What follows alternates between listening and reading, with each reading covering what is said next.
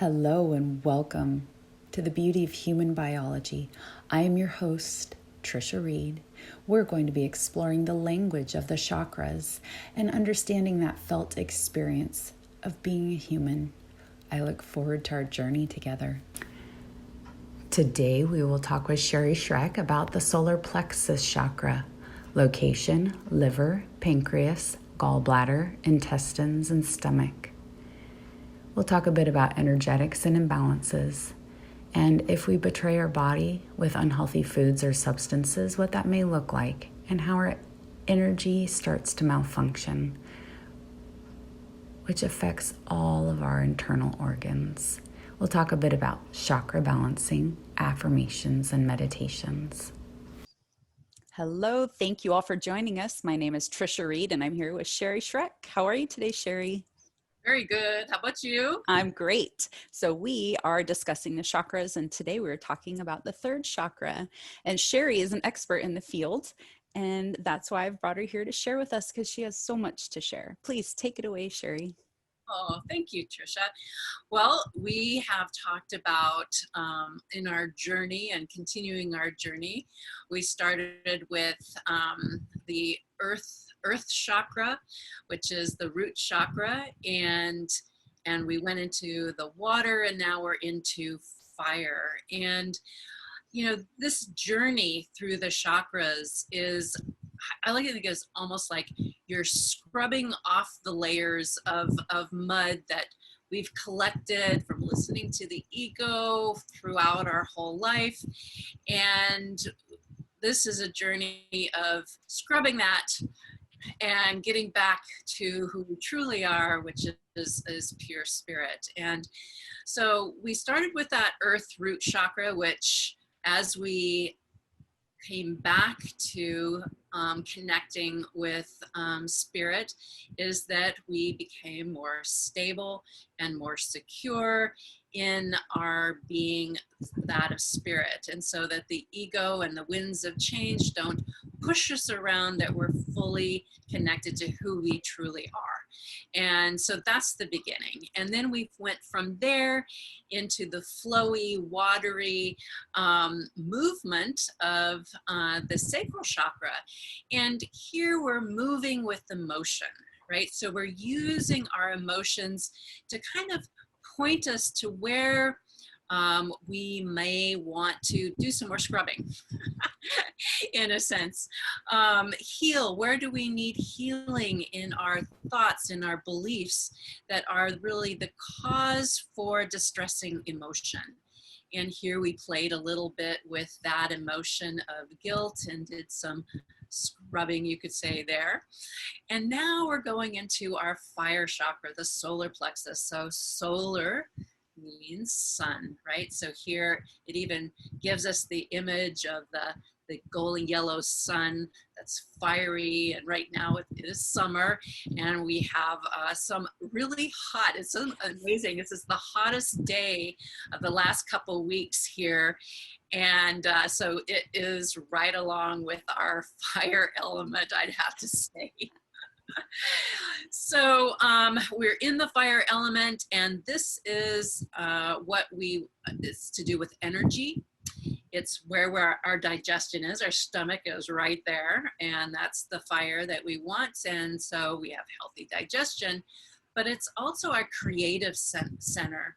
This is where we have the energy to create, we have the will to create. And this is where it becomes tricky, is do we create, or are we making something from a place of lack? And this is what we're going to be playing with a little bit today, is creation, and I'm going to kind of define these two terms a little bit. So creation is when we tune into being spirit and we're divinely inspired to create a win-win for everyone, okay? Making is seeing a lack out in the universe, and okay, I'm going to feel that lack because I can and I want to, and so we push, the ego pushes, and it looks at these lacks to fill, and this I would define as making. And this would be something that isn't a win-win, that is a win-lose, or even the worst, lose-lose. And it's by listening to or filtering through the muddy waters of that the ego has projected out into the world. So we're going to talk a little bit more about that. And first, though, we're going to back out into what does a perfectly balanced solar plexus look like? So how do we know that we're balanced, or if we're not, where we're going? So balance would be good energy. Energy to do whatever we want, whenever we want. We feel good when we wake up. We feel good when we go to bed. We have energy, okay? The other is good digestion, right? We can eat, we can digest what we eat. All's good. And that's what also gives us a lot of the energy. Also full breaths, taking in oxygen, being able to use that oxygen. So all of the things here that we're digesting. And just side note too, is as we talk about digestion, there's also a process of digesting our emotions, which we talked a little bit about in the last chakra as in the emotional chakra, is that we're using those emotions, in a sense, digesting them to point us to the place of transformation and change. So that's kind of the body situation. Then mental emotional, what that would look like is good humor, being playful, having fun, warm and friendly. So that's kind of what you would look at for someone that has a very balanced third chakra. Then the other part we look at is our life situation. And someone with balance would be someone who's reliable, that you can count on, positive creations, as I mentioned before, creating win-win situations all around them. So that kind of gives an overview of what a balanced third chakra would look like. And then we're going to look at now is where are some of the challenges in the solar plexus region and areas that we'll see when it's unbalanced. And there's differences for when we have a too active third chakra and others where there's suppression in that. And it'll become a little more obvious as we go. So on the body issues, energy, right? So either it can be off the chart where they're go, go, go, go, go, go, go, or it's completely no energy for doing anything, couch potato situation. So again, there can be extremes in this particular chakra. The other is poor digestion, a feeling like they have just can't eat a lot of options, that there's a problem one way or another. And just stomach issues, acid reflux, for example, would be one of a stomach issue that people would have.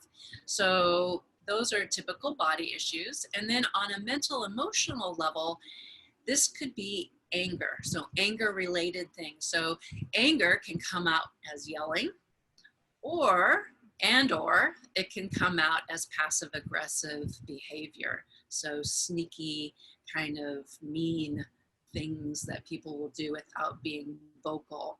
So either way, though, it's anger being expressed in different ways. Also, shame is another area here too, for things that we've done, right? In anger often, right? Or things we haven't done. So shame is the main emotional challenge in the third chakra. But that again comes kind of from that anger place. Now, the other things that's come up in this is controlling type personalities, being stubborn on one end, or on the other, passive and blaming, being the victim. So again, these are the two extremes of overactive and then under activated chakra.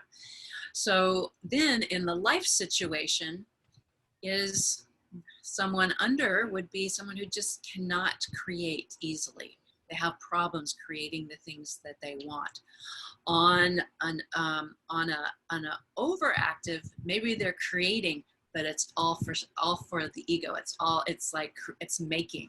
Again, it's that idea of making, that it can be a win-lose, or even though they may not be aware of it, it could be a lose-lose, because what they're creating is not for the best of themselves in terms of connecting back to spirit and being a happy, playful individual. You can imagine, and many of you may even know people who are successful in the terms of they make a lot of money and yet they're miserable. And this is someone that might have too overactive third chakra, but they're really in a lose-lose, although they would not say, they would say, oh, I'm successful, I have all these monetary things, and yet it's not a positive win for them in the big scope of things from a spiritual point of view. Wow. So this is, a little bit of what goes on then with unbalance from body, mental, emotional, and then the life situation. So then we get into, what can we do about it? Because you may have heard a number of things in the listing that applies to you. And this is very typical. Some chakras will have a lot of stuff. Some will have a little. Very rarely will there be nothing. Just saying. And that's okay. That's the journey. Is certain things will be up, certain chakras will be up at certain times, and others will not. And that's yay for those times that we can settle.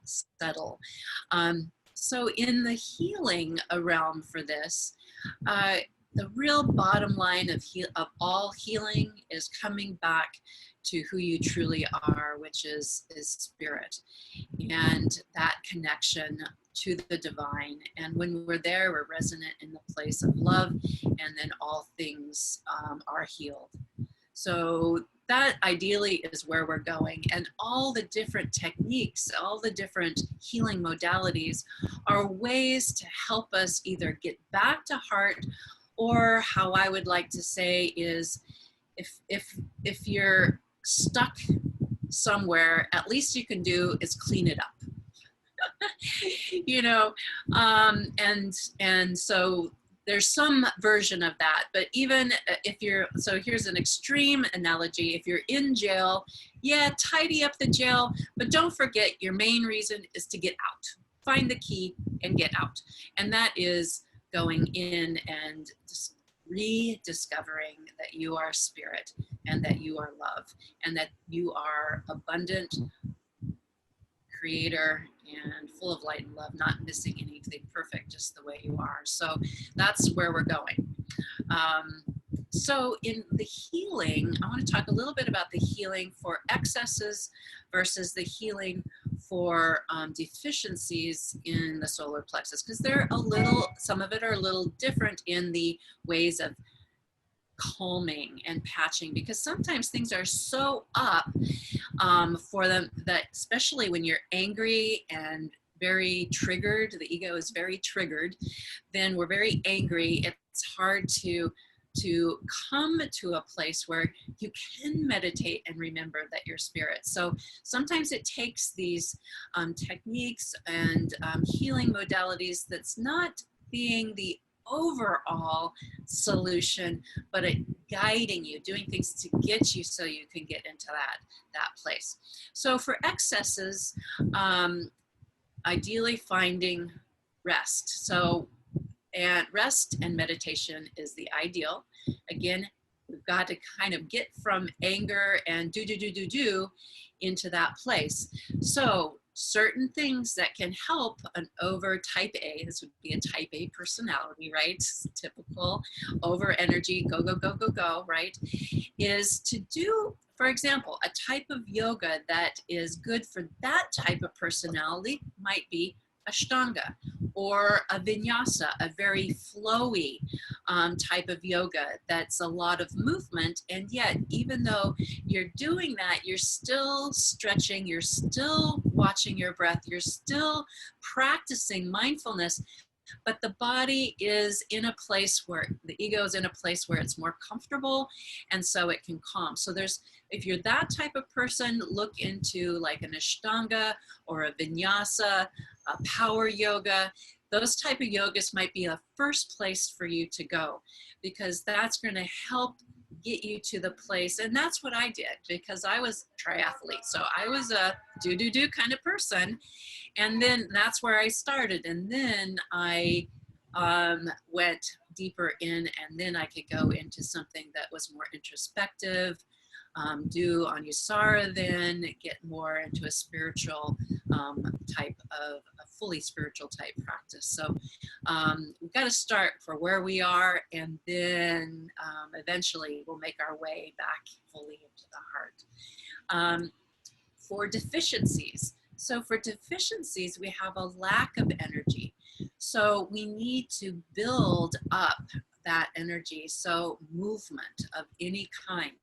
So we might just start off with walking, with gentle yoga. And there we can go into breath work. So different breathing practices to bring more energy into the body. So those type of, so if you're deficient, those type of activities is a good place that you can already start. And it's easier to go inward, but we still need to boost up the energy. So those are kind of the two extremes of the practice. And no matter which extreme, or maybe you're a little bit more in the center, where you can quiet the mind a little bit if it's guided, or with a little pranayama, a little breathing exercise to help quiet the mind, we can get more in touch with the heart center. So I thought we might do a little bit of that today, if that sounds good. Yeah, that's awesome. Let's do it. Okay, so we're going to start off with a breathing exercise that kind of activates our core. So it has a little fire quality. I'm not going to be teaching fire breathing, because that is a little more forceful than what we're going to do today. This is going to be a forceful exhale and a passive inhale. The whole thing is going to be done through the nose. And the feeling of this is almost like you have a feather on the tip of your nose, and you're trying to blow it off the nose, but as you breathe out through the nose. And you're using your core muscles to push. So those core muscles are pushing the air out, and then you're relaxing the belly, and the breath comes back in. And it can start off slow, and that's where I would suggest we're going to just do it kind of slow today, just because some of you may have not done this before. If you know Kapalabhati and you want to go fast, feel free to do that. But today we're just going to do slowly, just to kind of get this feeling of the breathing and how it quiets the mind. And by the way, it's Kapalabhati means skull shining breath. So this is a great way of quieting those overactive ego mind that's like chitter chatter, that's saying no, but that's where we're getting quieting that, and also activating, giving a little fire going in the core. And from that, then we're going to go into a guided meditation, kind of really actually going back into spirit and having spirit inspire for you what to create. So that's kind of where we're going to go in the next few minutes. Okay. Fantastic. So do we need to adjust our seats or anything? I know I do. Yeah, that's exactly perfect. If you want to be upright, and with as upright a posture as you can, and if you're sitting in a chair, which I imagine most people are, is if you can have your feet on the ground, kind of sit forward in your chair. Like, for example, I'm not leaning back into mine. I am actually sitting quite upright, but in a way where I am not using my core to help support my posture. My torso's like right on the pelvis, and I'm not efforting to stay upright. So kind of adjust yourself in that way so that you're not having to effort to kind of have an upright posture. Okay. So again, the breath is going to be through the nose the whole time, and I'm going to lead you through it. And take a full deep breath in, and then like you're blowing that off, and then relax and let the breath come in. Now keep going. Go as slow as you need, so you don't have to go at the same rate I am, but it's still like it's continuous. So you should always have enough breath to breathe out. And you can have your eyes closed or open, whatever feels comfortable.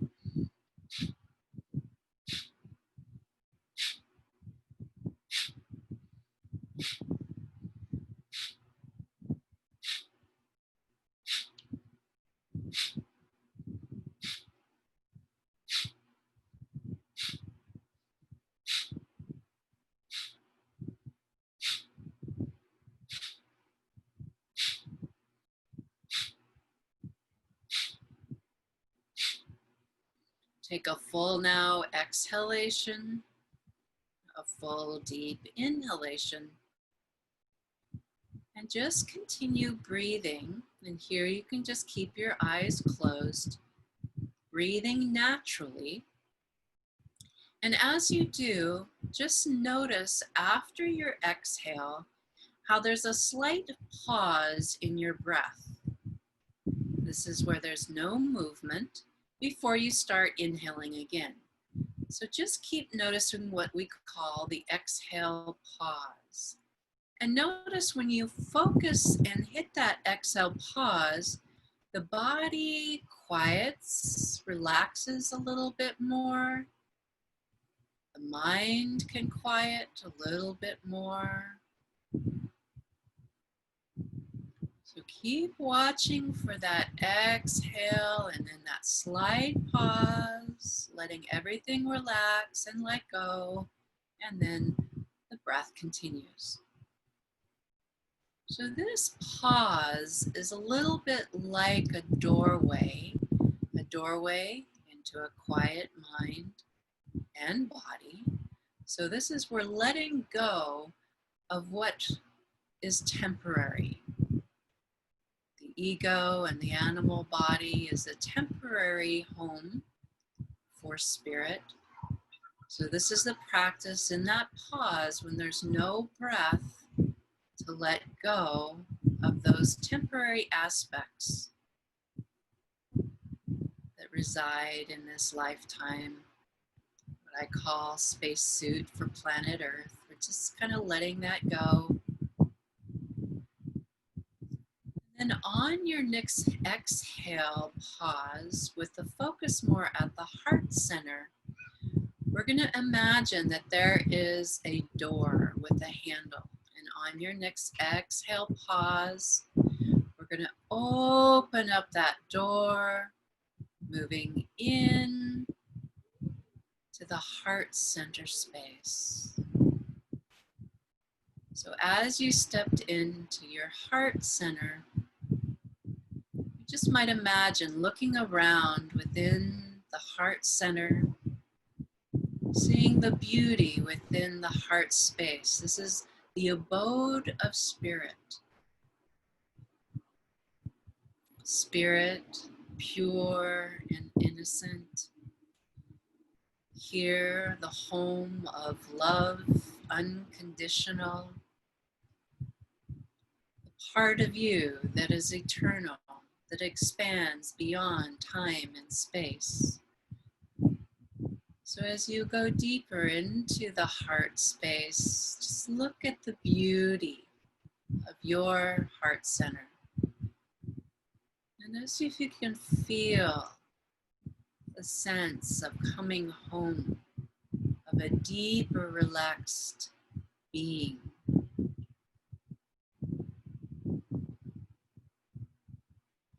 in the center of the space, there is a comfy seat. Just go there and melt into the center of your heart space, letting go even more of body and breath, staying within the heart space in that place of more contentment and peace.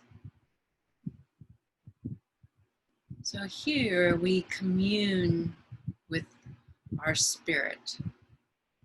Now at the beginning we might imagine your spirit as being a being in this abode of the heart. And you might invite that in whatever form feels perfect for you.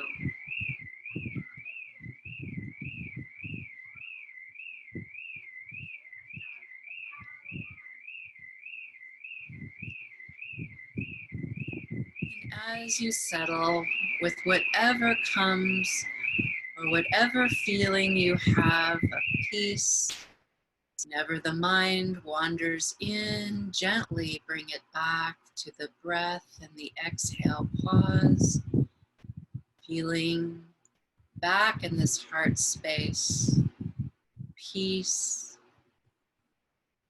peace of spirit with you. And within your mind saying, my will is one with my spirit. Our will is to create. And just let that be open. Just say, our will is to create. And just allow spirit to fill that blank. And just continue repeating that within your mind. Let it drop within the heart center space where you abide. Our will is to create. This creation is always from love, from wholeness, from abundance, from a win-win. This win-win is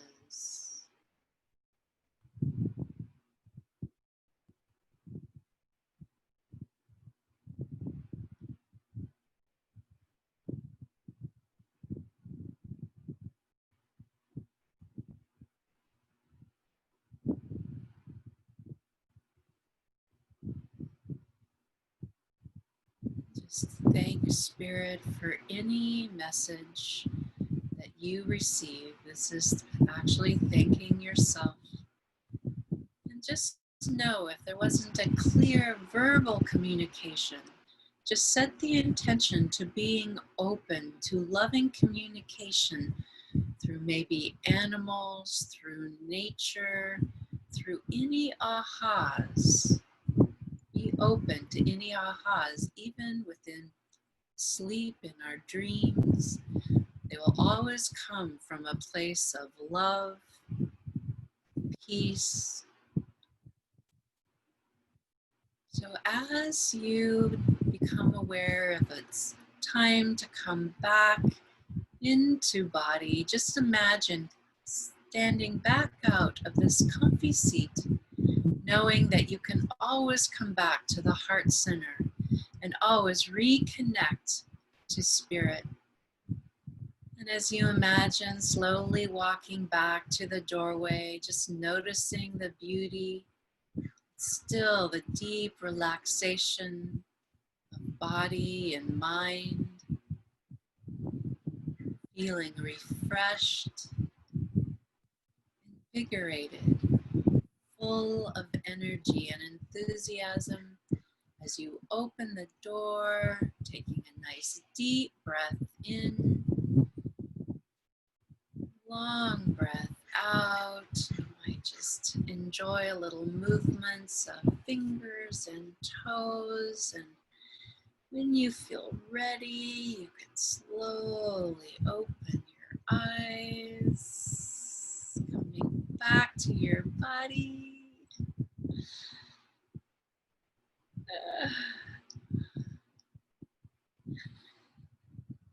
So peaceful, big stretches. So yummy. I love this. This is so great. Do you guys know how lucky we are? Do you know how fortunate we are we get to explore the chakras and meditations? I just hope everyone really got to experience the fullness of that. I don't know about you, but with all the external noises, I was still able to focus on my breathing and my meditation. Good. And that's the goal. That's the goal of all of this. How perfectly Spirit just gifted us that right there. Thank you, Sherry. Do you feel like there's anything else you're meant to add to this? Anything else coming to you? I would just say, as we go through this, is to not beat up yourself. That's the ego. It's not the spirit. The spirit knows that you're on this journey. You're in the perfect place.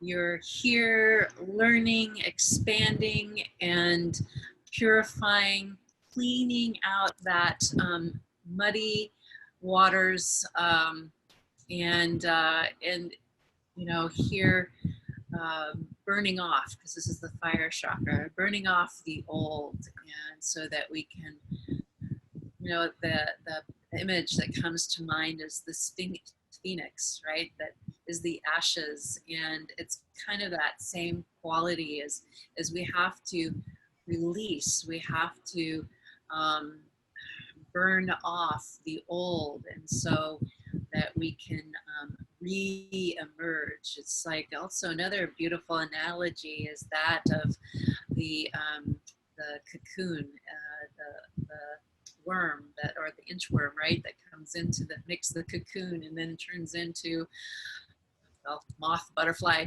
whatever. A beautiful creature. And creature that can fly, and that's the whole point is evolving back to who we truly are. And so happy journeys. Thank you. Thank you.